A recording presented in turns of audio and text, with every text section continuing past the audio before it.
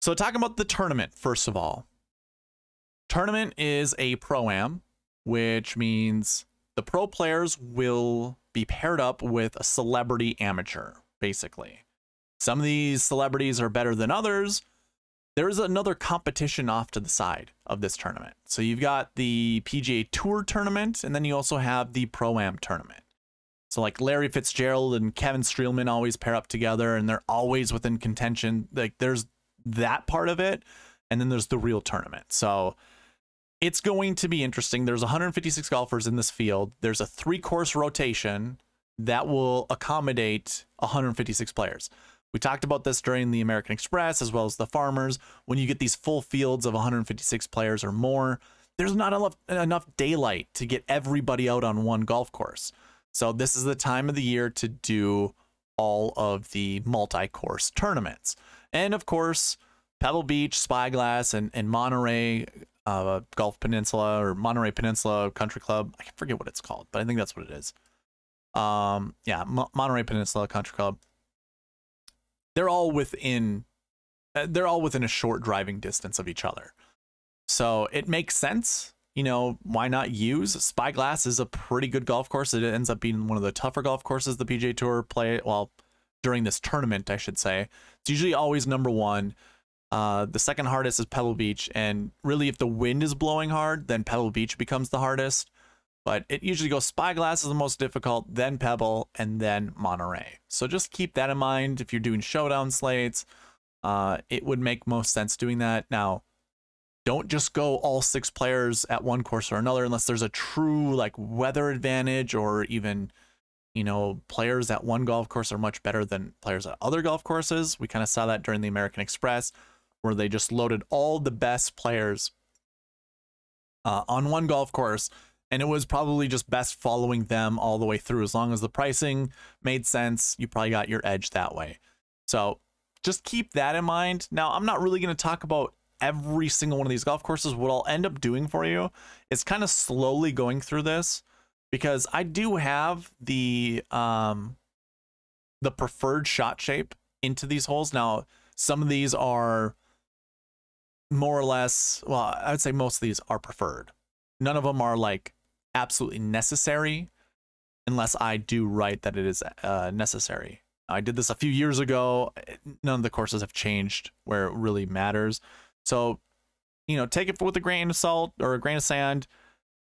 I don't really care. Like I said, it's a preferred shot shape. I think it will help out the most. So as you look through this, pause the video, read the descriptions, look at the shot shapes to see if there's anything that really stands out to you. If anything, like if we're rating this from 1 to 100 points, like how many points would I actually put into shot shapes, you know, for weighting which players I like the most? Probably like 2 points. Like it's not an end all be all. And it probably works more for like a tiebreaker situation if you're between 2 golfers. So really just, this shouldn't be your first stop, is the shot shape, but it might help. It looks like it favors golfers who draw the ball. So shaping it from right to left when it comes to, say, well, when it comes to Pebble Beach golf links. Doesn't mean you absolutely have to hit a draw, but obviously we've seen like Jordan Spieth do well here. We've also seen Daniel Berger do well here, who fades the golf ball. Again, it's just whatever. As I scroll through the next one, again, pause the video if you want to read this. If you want to look at the shots, I'll leave it at the top here. Pause it if you want to read it. Here it looks like fades are a little bit more beneficial just by 1 shot. And then when I scroll over to the Monterey Peninsula, I'll let you pause it. Scroll down and you can see fade is also the preferred shot shape, but barely. And it's literally barely, like 3 shots versus 2. Otherwise, any shot works. And that kind of applies to the Spyglass golf course, like 3 at most, 2 for draws. Like any shot shape can work here. So I wouldn't get lost in that. Like I said, out of 100 points, I'd just put like maybe 2, maybe even just 1. So don't get too caught up in that. This is a really weak strength of field, by the way. The calculation that I provide, this is also on the cheat sheet, is 175. So if I go to that cheat sheet, you can see it up here at the top under column Y. 175 is the strength of field. This is using the old rating system that the OWGR used to do. I am missing like a home field piece to it. So it's, as I've tracked this throughout the years, I'm always within 7 points of what the actual strength of field would be if the OWGR continued to do their old rating.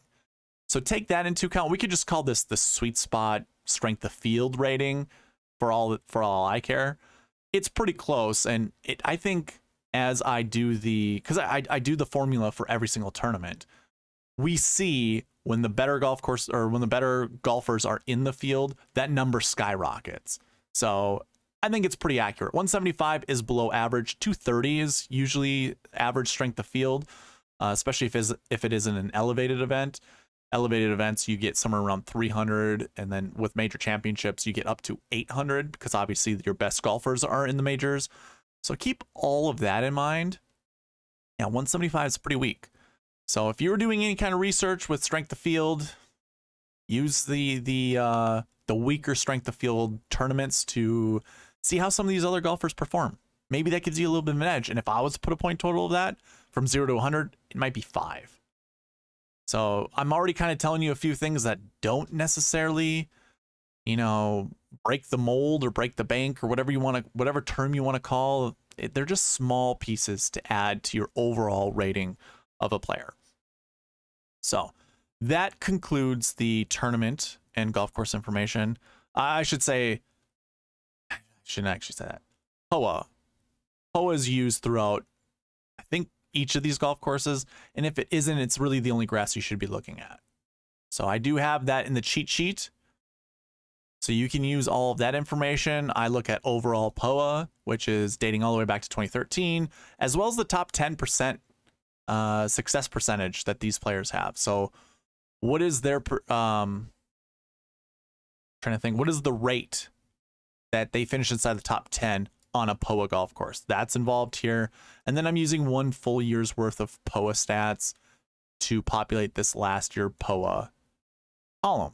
So you can use all that information to at your disposal. I also include these grass stats into my rankings, which are over here. We'll talk about rankings tomorrow in the live video, the strategy video, but this is all available to you on the cheat sheet. Again, link in the description below.